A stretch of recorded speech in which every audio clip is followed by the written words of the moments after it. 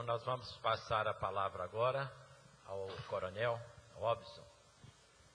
É um assunto, acho que fala muito ao espírito, ao coração aqui desta cidade.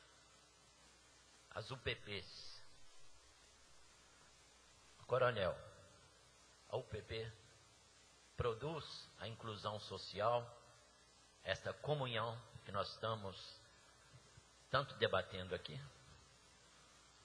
Bom, primeiramente, bom dia a todos e a todas. Eu vou pedir permissão para ficar aqui, até eu vou explicar por quê. Esse convite, ele nasceu, na verdade, um bate-papo bem informal durante um almoço, onde nós estávamos reunidos, eu, o professor Miguel, o professor Daí, o professor Augusto. E naquela informalidade eu estava discutindo coloquei algumas reflexões, alguns insights. Então não tem muito a ver com o que nós temos falado em relação às UPPs, pelo menos essa parte visível, né? E eu creio que foi isso que deve ter despertado essa curiosidade e por isso houve esse convite. Então eu vou me prender a isso. E como foi uma relação assim muito mais intimista, muito mais solta, ensaísta, então eu vou me socorrer aqui do companheiro, professor Miguel, para a gente tentar recuperar aquelas reflexões. Né? E por um outro motivo também, né? Porque eu sou extremamente introspectivo, não me sinto muito tranquilo para falar em público, não tenho essa característica do Marcelo, da Moira. Eu me sinto muito mais confortável nas minhas favelas, vou confessar. Mas, tentando recuperar isso aí, a gente vai passear em algumas questões acadêmicas que eu vou adiantar aqui, né?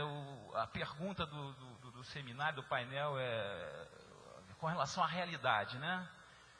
Com relação à mídia, o discurso e a realidade prática, como se eu pudesse ser aquele que estivesse avalizando essa realidade prática. Eu vou partir de uma perspectiva sociológica de que a realidade é um construto social.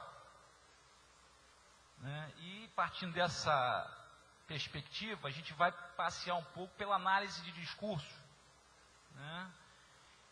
E uma análise de discurso do mundo contemporâneo, onde os meios de comunicação de massa, a mídia, enfim, tem um peso muito grande na elaboração deste discurso. E analisando também por uma visão política, eu vou trazer alguns autores, algumas categorias, não vou citá-los durante a fala, mas eu vou trazer algumas categorias de Foucault e Bourdieu, no sentido de a gente entender que por trás de discursos, os verbais e os não verbais, tem ali também muita coisa implícita que precisa ser descortinada. Na verdade, ocultam disputas, lutas, pela imposição de representações, de categorias e de sentidos. Tá? Onde a própria polícia militar, por estar inserida na nossa sociedade, ela também recebe os seus reflexos desses fenômenos. Né?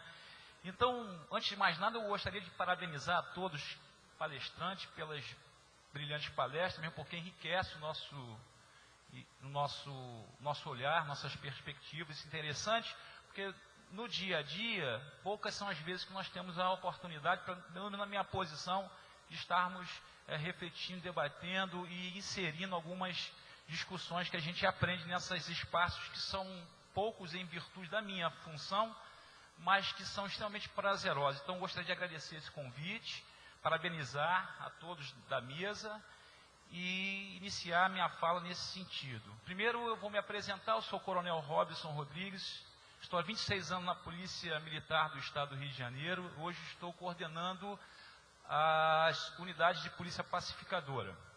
Né? As unidades de Polícia Pacificadora hoje está em quase 70 comunidades, 70 favelas do Estado do Rio. São 18 unidades de Polícia Pacificadora, com 3.500 policiais militares. Até o final do ano teremos 6.000. E até 2014, quando esses recursos para esse governo eles Eles se findam, então nós teremos 12 mil policiais, tá, dentro desse plano que foi elaborado há 2 anos atrás. Ele iniciou há 2 anos e pouco atrás. Mas eu não gostaria de falar muito dessa prática, que isso já está sendo visualizada, essa realidade, essa prática das UPPs. Eu gostaria de falar o seguinte, da minha corporação, ela não é, como pode se imaginar, alguma coisa monolítica, homogênea. É também, o Marcelo estava falando aqui da imprensa, da televisão, ela não é, ela tem disputas internas, tem grupos de interesses, né? Existem posições que são tomadas, e nesse sentido as UPPs, elas não são uma novidade dentro da corporação. Por que não? Essa forma policial, cidadã, de tentativa de aproximar, de diminuir um distanciamento e uma desigualdade, isso não é novidade, porque, vou me recordar aqui, desde 1983 já tínhamos alguns projetos nesse sentido, um experimental chamado Centro Integrado de Policiamento Comunitário na Cidade de Deus, com um formato muito parecido com o que as UPPs hoje apresentam. E por grata felicidade eu recebo um livro de um coronel nosso falecido, ex-comandante-geral da corporação, que é o coronel Cerqueira, Carlos Magno Nazaré Cerqueira, Sonho de uma Polícia Cidadã, que foi prefaciado pelo professor Aldair, e que representa esse posicionamento de uma polícia de proximidade, uma polícia de resgate da vocação originária da polícia numa sociedade democrática. Isso em 1983. Quero dizer também que a Polícia Militar é uma instituição policial muito peculiar da história política do Brasil e do Rio de Janeiro. Uma polícia que engloba em seu arcabouço institucional 2 outras instituições que existem na sociedade ocidental e são conhecidas nessa sociedade. Uma instituição policial e outra a instituição militar. Em tese, a instituição militar, ela é construída por uma lógica de afastamento. Ou seja, você precisa construir guerreiros, ou pelo menos pessoas que se acreditem super-homens, invencíveis, porque eles que vão nos defender no fronte do combate, vão defender a nossa nação, esses valores todos que estão embutidos na instituição militar. E nesse sentido, são muito fortes os rituais militares para que sejam construídos os super-homens, os guerreiros. Já a instituição policial, na sociedade ocidental, estou falando dessa instituição que nasce na cidade industrial, na modernidade, onde é necessário organizar todos esses conflitos, mediar todos esses conflitos da ordem urbana. E, por excelência, também deveria ser uma polícia, no mundo democrático, uma polícia que se aproximasse, que se identificasse com esse cidadão, com esse novo valor que desponta na modernidade ocidental.